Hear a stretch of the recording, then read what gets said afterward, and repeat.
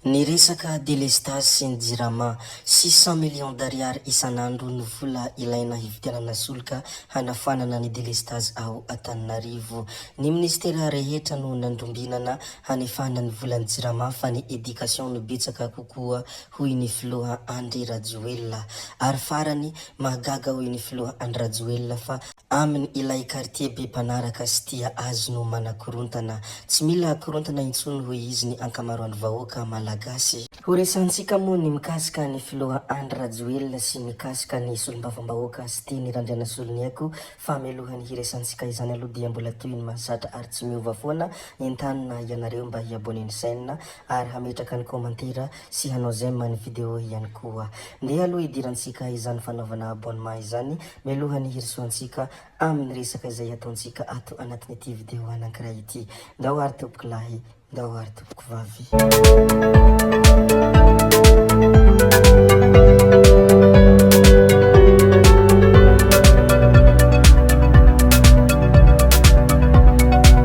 Ity loharanom-baovao izay navoaka ny crepebin-dranahary ity no hanombohantsika anatin'ity video anankiray ity. Mianadahy miambavy ny mpangalatra any Mahajanga. Folo mianadahy no sariny mpitandro ny filaminana tany Mahajanga. Ataony izy ireo avokoa rehefa karazana halatra. Mamaky trano manendaka mangalatra moto. Marobe ireo entana sy fitaovana tratra niaraka tamin'izy ireo toy ny finday sy ny solosaina, moto hatramin'ny écran plat ihany koa. Nanaovana antso manokana ny vahoaka ny Mahajanga mihitsy ho tonga hanamarina sy haka ny azy ireo izay very entana. Izany moa ny zavatra nisy tany Mahajanga koa dia zaraiko aminareo ity vaovao izay navoaka ny crepebin-dranahary ity satria anisany tsara ho fantatra izany ary anisany vaovao misongadina any Mahajanga ihany koa. Ajanonantsika ihany koa ny firesahana tranga nisy tany Mahajanga iny ndeha resika hilazakely ny zavatra niseho teny amin'iny lalam-pirenena RN1 iny. Vehivavy mpamely tradoza, vehivavy iray nitondra fiara no tradoza ny omal-alina tany amin'iny lalam-pirenena RN1 iny. Marina fa tsy nisy ny ainana fohy na ny naratra fa ilay fiara kosa no tena potika tanteraka. Izany moa ny zavatra nitranga teny amin'iny lalam-pirenena RN1 iny koa dia lazaina sy ampahafantarina ianareo rehetra. Ndeha moa isika hilaza ny zavatra izay no lazain'ny filoha Andry Rajoelina ny omaly tao amin'ny fandaharana TVM izay tena nampihetsipô ny maro. Hoy ny filoha Andry Rajoelina tao amin'ny fandaharana omaly tao amin'ny TVM: izaho tsy mpiasa ny jirama, tsy DG any jirama no tsy ministra fa filohan'ny republika no asako. Mbola misy tompon'andraikitra maro samihafa tokony mandray andraikitra izay vao tonga aty amiko. Tsy ny plasy mafiloha no important amiko fa titra fotsiny ihany izany. Marary ny zavatra mahazo ny vahoaka ka tsy maintsy mitondra vahaolana aho. Misy fomba fiasa tsy mety ao amin'ny jirama ka lasa manimba ny fiharian'ny vahoaka. Fanahiniana ataovy sa tsy fahaizana miasa tsoto zao. Ny fanjakana efa manao ny ezaka rehetra hanampiana ny jirama arabola saingy mbola misy foana ireo mangalatra solika sy manao sabotazy ao amin'ny io orinasa io. Tsy azoko ekena ny fanaovana takalonaina ny fiharian'ny vahoaka toy izao ho raisina ny fepetra amin'ny ireo tompon'andraikitra izay tsy manao ny asany aradalana ao amin'ny jiramao. Anisany hafatra izay tena bebitia indrindra ihany koa ny hoe misaotra ny vahoaka malagasy satria efa matotra ny vahoaka tsy manaiky ho rebrebena ary tsy misy mihitsy manana tombotsoa amin'izay korontana tiana ho volena sy apetraka eto amin'ny firenena. Tsy afaka hampandroso ny firenena isika raha tsisy ny fitonena sy ny filaminana eto. Ny vahaolana efa hita, ny vahaolana efa mipetraka. Matokisa ianareo fa tsy maintsy ataoko ny ezaka iray mantolo izay hanafahana ny olana izay misy eto amintsika.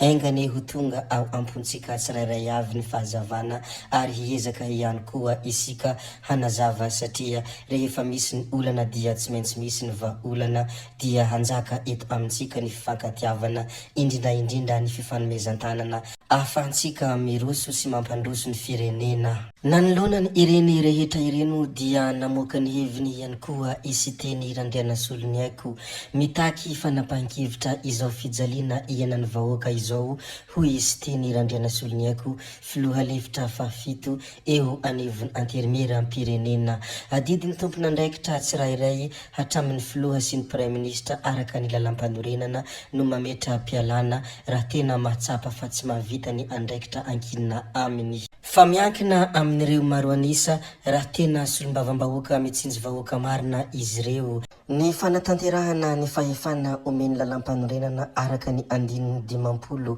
raha tena mahatsapa izy ireo fa mijaly sy fadiranovana ny vahoaka dia azony atao ny mampiasa ny fahefana nomena azy.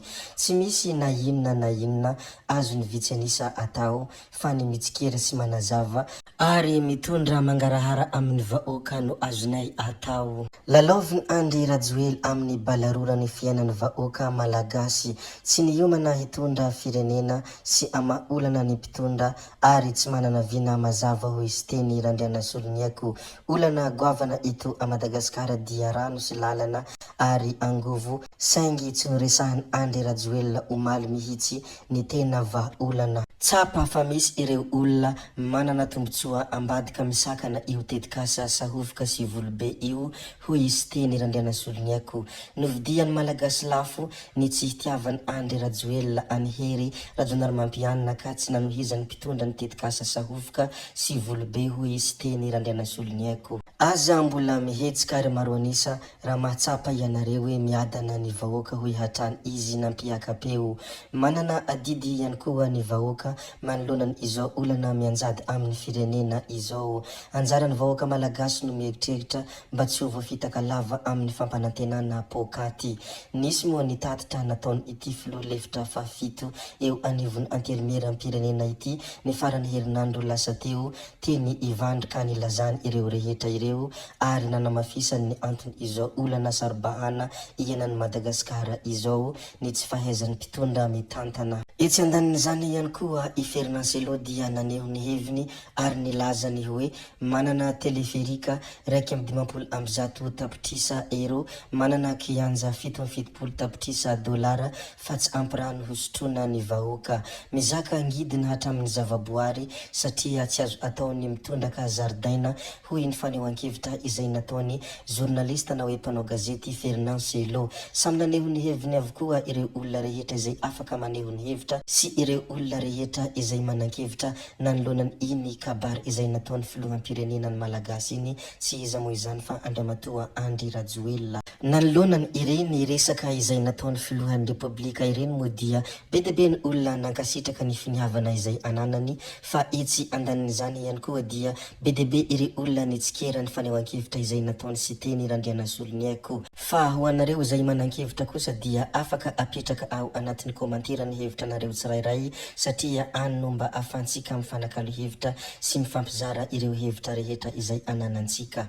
Zay ihany koa ny namarana ny videontsika ary tompoko vavy sy tompoko lahy koa dia mankasitraka anareo rehetra na vitany ny video hatramin'ny farany ary mbola manentana anareo ny mbola hanaraka ny video manaraka izay alatsakay misesisesy ato. Zay fa hametra veloma izahay veloma vetivety fa tsy hoe veloma mandrakizay amin'ny manaraka indray no manao ny misimisy veloma tompoko lahy veloma tompoko vavy.